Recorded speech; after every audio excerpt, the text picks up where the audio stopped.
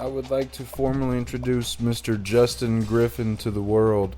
He is the new head coach at the University of Miami. He is related to Peter. He is extremely underqualified for this position. And what we're going to do is tear the program down from the inside out, set the University of Miami football program back by a few years, and try to build our own career up as we watch and keep an eye on Miami to see if they can rebuild throughout the next couple of seasons as well. So welcome to the show. I appreciate you taking the time to check it out. I am going to go ahead and set up some of my settings, just some of my default coaching settings for Justin. I like to run a 4-3 typically. We'll see what kind of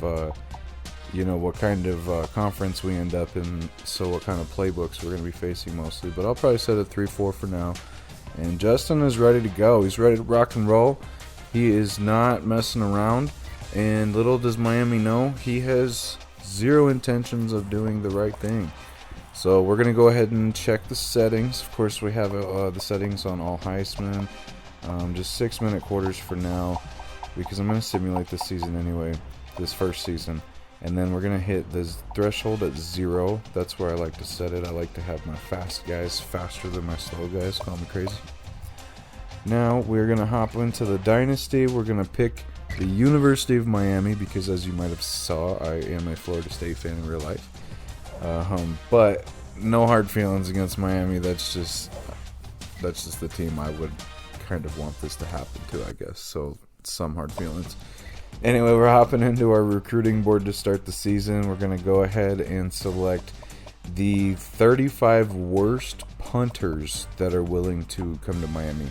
And as you know, we can set up 35 positions on our recruiting board to start the season. So we're going to take 35 punters, the 35 worst punters, I should say, and we're going to go ahead and add them to the board. Some punters are already locked in for some reason. They really wouldn't want to go to Miami even if they had the opportunity to, which is interesting because they're ranked in the 1800s, but that's none of my business. We're here to select the ones who want it the most, the ones who don't give a fuck about what happens to the program. Actually, we're not going to tell all the punters that we're only recruiting punters, right? But at the end of the day, we're only recruiting punters. So we're filling out our 35 spots on our recruiting board with the 35 worst punters in the country.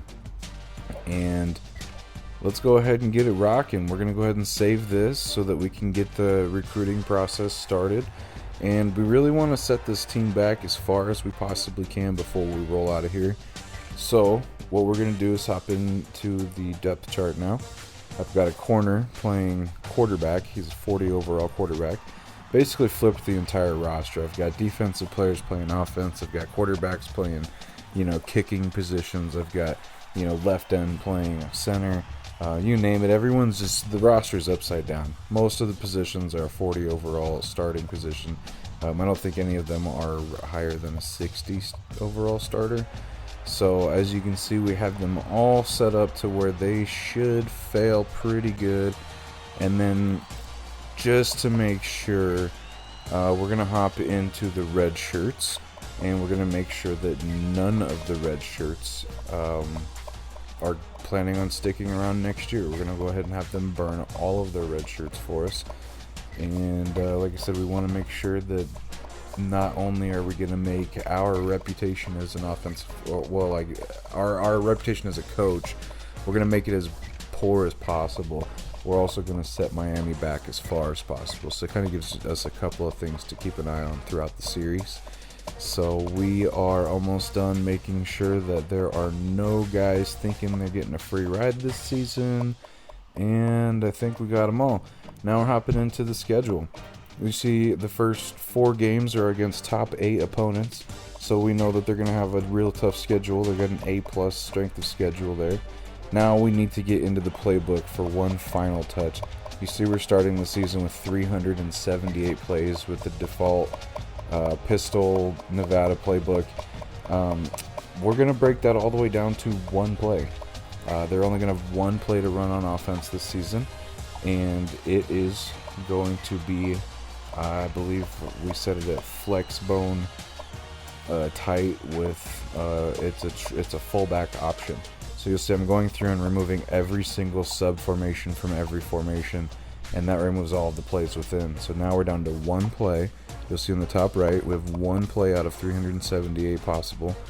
So it is the flex bone tight, it is the fullback option, and that is the only play Miami will be able to run this season. Now we can get out of here and we can go ahead and see what kind of damage we've truly caused to the program. Here we are ready to start the season. We're going to go ahead and simulate the entire season. We're going to see how bad we can do on the field. I'm not going to play through this.